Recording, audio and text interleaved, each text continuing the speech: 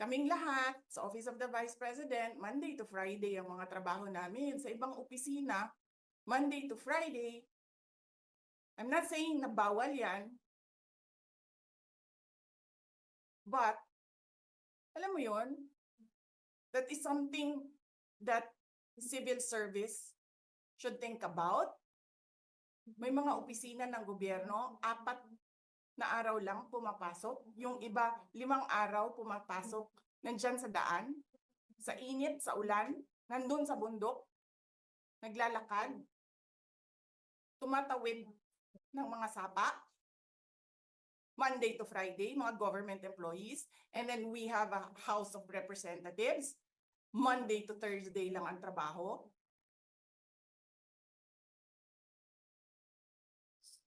The civil service should rethink that. Ganyan. So anyway, wala sila. Wala silang trabaho. So hinahanap ko, where is this special doon sa order? Where is this special committee meeting that happened? Because they need the permission of the majority leader and the speaker. Kasi nga, walang trabaho eh. So kailangan nila ng permission. Wala nakalagay doon. So how is that a legal order? Tapos nakalagay pa sa second order nila, I violated security regulations when I visited. Before ako pumupunta dito, pinapaklear ko yung oras ko. 11 to 1, 4 to 5. Anong security violations ang violate ko dito sa loob? They allow other visitors to come in here. Pero ako, sinabihan ako kanina, hindi ka pwede bumisita dyan sa loob. Doon kayo sa visitor center. Ililipat namin. And then I said no. Sabi ko, sinabi ni Secretary Chua, through that lawyer, I think Attorney Agnes, I don't know if I remember the name correctly right now, na yes, she can visit subject to the guidelines of the detention center. And so anong ginawa ko mali? Basta na lang ba ganon? Sasabihin nyo, I violated security regulations? Ano yun? Wala naman akong 2 baril. Nung sinabi sa akin na hindi ako pwede pumasok, nag-antay ako. Alam mo, binibigyan ko pa ng pasensya yan si Taas ba yan? Kanina eh. Ngayon hindi na. Nagsinungaling pa siya. Na I refused daw to leave last night when I did not even know na pinapaalis ako. Ang sinabi lang sa akin, papatayin ang kuryente. Which I said, okay lang. Kasi may flashlight naman ako. Hindi ko naman kailangan ng kuryente. Tapos kanina sa media, pinapalabas nila na I locked myself doon sa kwarto. Of course, nag-lock ako kasi natutulog na ako.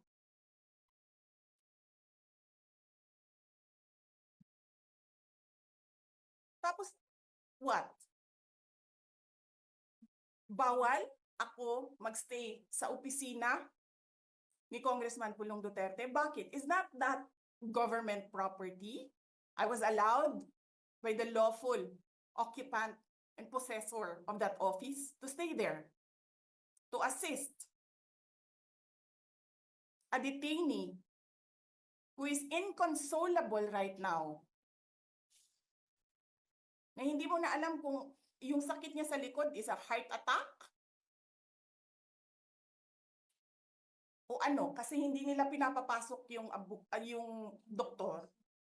'Di ba? So yes, hinahanap ko kanina, sabi ko, where is this permission from the speaker? Na meron kayong committee hearing kanina in the dead of the night to give an order na i-commit doon sa correctional facility. And where is the rule that says kapag may violation sa detention facility ay ililipat sa correctional facility? Ano yun? You make rules as you go along? Ano yun?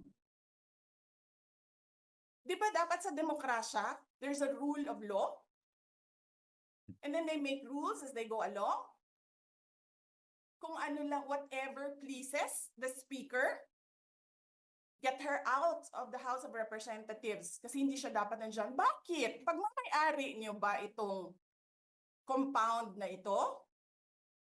And then sasabihin pa nila sa akin na there is a threat to my life inside the batasang pambansa? Why is there a threat to my life?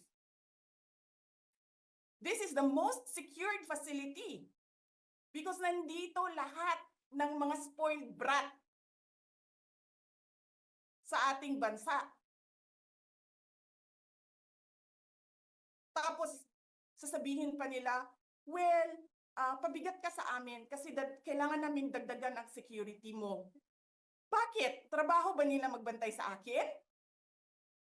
Eh di ba trabaho ng DPSPG yon? Na may I just say? Binabawasan nila ng binabawasan araw-araw? Na as if this office is not the second highest office in this country, and only because umalis ako sa administration? Kailan ba nagsimula yung atake nila?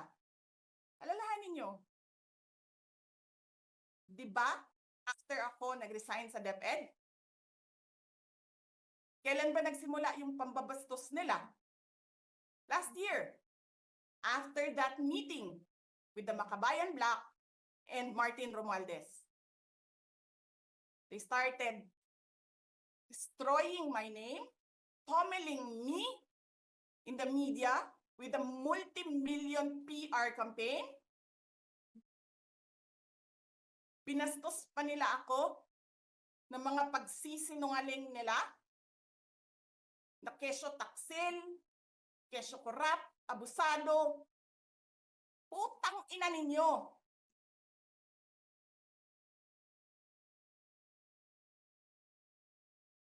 Sino ang korap? Yung mga congressman na yan na nag-hearing, anong sinasabi nila? Pagkatapos, pag na-off na ang mic, pag wala ng media, pasensya na kayo ha. Kailangan kasi namin ng pera. Mag-eleksyon na kasi. Pakisabi kay Sara ha. Hindi ko naman gusto tong ginagawa ko eh. Eh putang ina, hindi mo pala gusto ginagawa mo eh. Bakit mo sinisira pangalan ko? Joel Chua.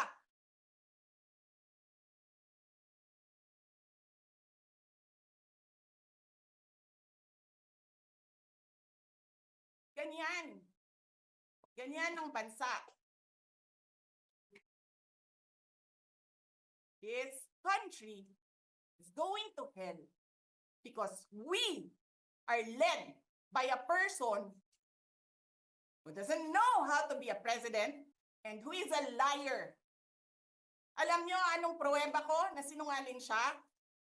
Tinanong ko, dalawang businessman. Matagal na sa negosyo ng bigas. Because I was concerned. This is a campaign promise. 20 pesos na kilo ng bigas. And so, I really sat down and talked to a businessman. Sabi ko, sabihin mo sa akin, kung magagawa ba yung 20 pesos? Sabi niya, hindi. Napaka-imposibleng gawin yan. Because more than 20 pesos ang cost. Paano ka magbenta ng palugi? So tinanong ko, nagsinungaling ba siya nung sinabi niya? And then he said outright, yes. It's either he did not know what he was talking about, that's so incompetent, or he was lying through his teeth to get the votes of people. Putang ina ninyong lahat. Martin Romualdez, Lisa Marcos, Bongbong Marcos.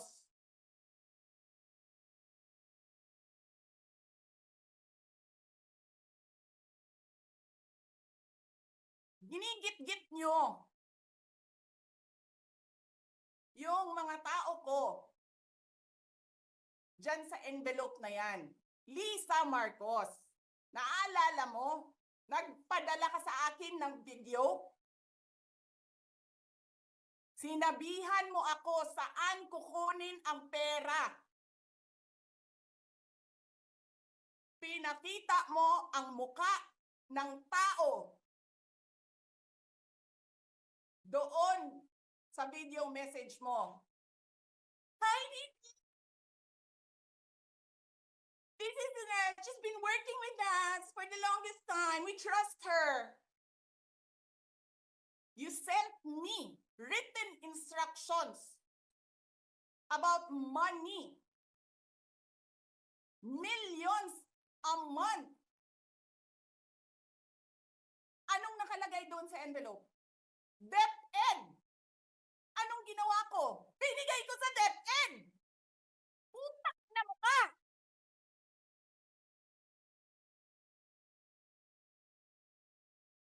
Wala ka ngang posisyon sa gobyerno, namimigay ka ng pera ng gobyerno eh.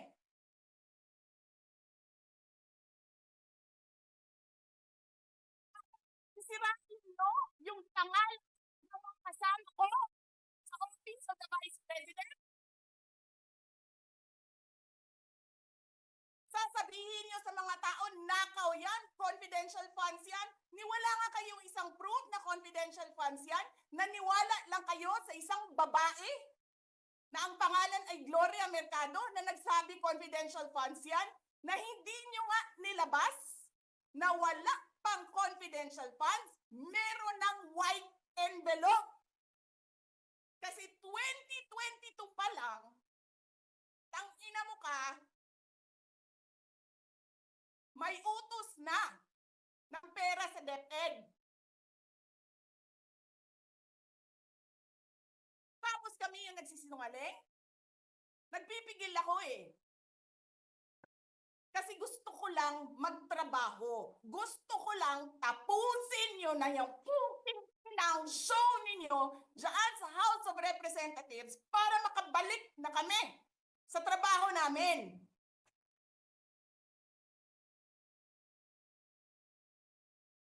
Tapos ganyan ang gagawin ninyo sa amin dahil hindi kami sumusunod sa inyo?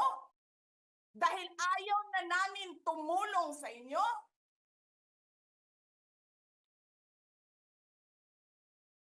Ganito gagawin ninyo?